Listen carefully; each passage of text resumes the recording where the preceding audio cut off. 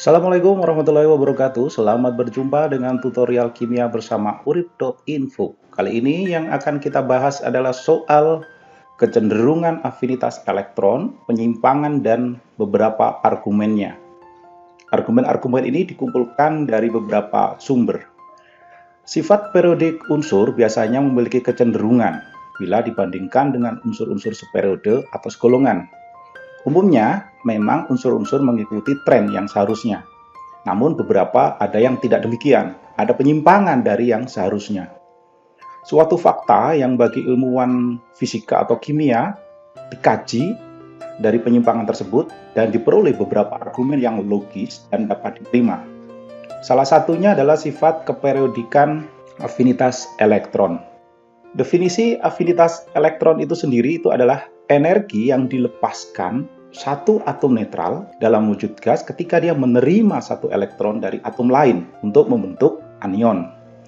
Karena melepaskan energi biasanya perubahannya ditulis dengan tanda negatif, perubahan energi negatif bersifat eksotermis. Bagaimana afinitas elektron ini diukur? Keakuratan pengukuran afinitas elektron itu semakin meningkat sejak munculnya percobaan photodetachment laser dengan menggunakan ion negatif. Ini sesuai dengan referensi yang ada di beberapa jurnal. Secara umum, afinitas elektron unsur segolongan nilainya itu menurun dari atas ke bawah karena ukuran jari-jari atom semakin meningkat. Sementara bila ditinjau untuk unsur seperiode, umumnya atau kecenderungannya memiliki afinitas elektron meningkat dari kiri ke kanan dengan argumen terbalik. Ini soal muatan inti efektif atau jari-jarinya. Untuk data afinitas elektron, golongan unsur utama bisa dilihat di dalam data yang disajikan, baik itu grafik maupun data bentuk angka. Pengecualian ini disebabkan oleh konfigurasi elektron valensi dari unsur-unsur yang terlibat. Elektron yang ditambahkan ke unsur golongan 2A ini akan mengisi orbital Np kan, dan Np ini memiliki energi yang lebih tinggi, yang secara efektif yang akan terlindung oleh elektron yang berada pada subkulit S sebelah dalamnya. Oleh karena itu, ia mengalami tarikan yang lebih lemah ke inti, sehingga ia memiliki afinitas elektron yang lebih rendah daripada unsur yang ada di golongan 1A untuk unsur yang seperiode. Berikutnya perbandingan afinitas elektron unsur golongan 4A dan 5A. Sama dengan argumen untuk afinitas elektron 1A dan 2A. Demikian juga afinitas elektron 4A dan 5A. Ia lebih sulit menambahkan elektron ke unsur golongan 5A daripada unsur golongan 4A yang seperiode dengannya. Karena elektron yang ditambahkan ke unsur 5A itu harus ditempatkan di orbital berikutnya yaitu Np yang sebelumnya sudah mengandung elektron setengah penuh. Dan karena itu dia akan mengalami tolakan elektrostatis yang lebih besar. Ingat, ada konsep kestabilan unsur yang orbitalnya terisi penuh atau setengah penuh. Unsur-unsur seperti ini relatif stabil. Kemudian afinitas elektron golongan gas mulia atau 8A. Terlepas dari fakta bahwa gas mulia memiliki muatan inti efektif yang tinggi, mereka memiliki afinitas elektron yang sangat rendah, mendekati nol atau malah negatif. Alasannya adalah elektron yang ditambahkan ke atom dengan konfigurasi Ns2Np6 ini harus memasuki orbital Ns2 di kulit berikutnya.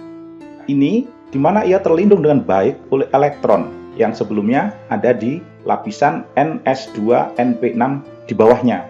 Dan ia hanya akan tertarik sangat-sangat lemah oleh inti.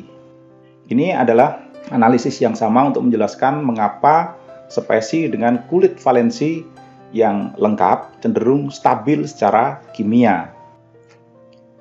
Dengan berbagai argumen yang diberikan oleh para ilmuwan, dia memberikan penjelasan ini itu, penyimpangan ini itu, namun tren yang kita dapati secara umum afinitas elektron seperti yang umum diketahui. Jadi afinitas elektron dari atas ke bawah itu semakin kecil, dari kiri ke kanan dalam satu periode dia semakin besar.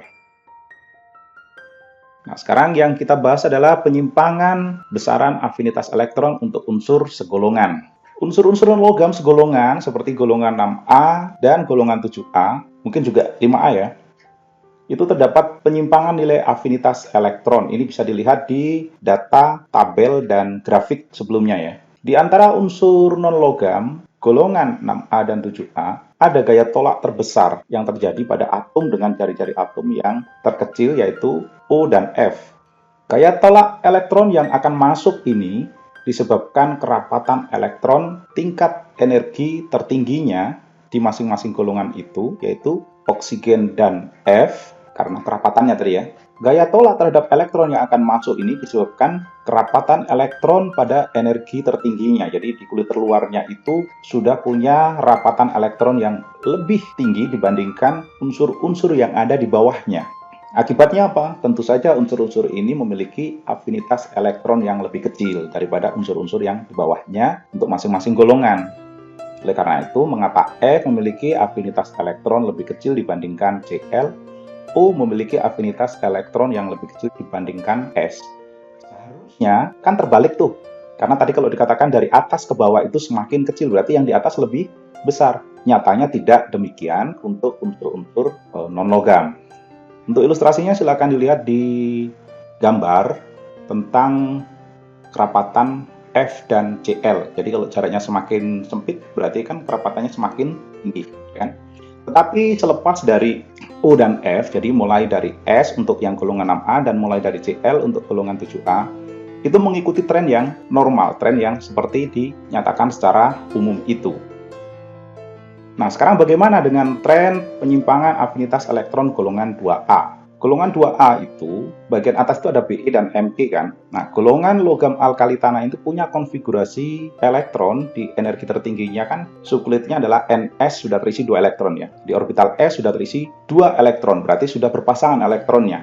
Selain itu juga jari-jari atomnya relatif lebih kecil, sehingga tidak ada ruang bagi elektron yang dapat diterima. Karena seperti itu, maka afinitas elektronnya mendekati 0. Oke, sekarang afinitas elektron kedua.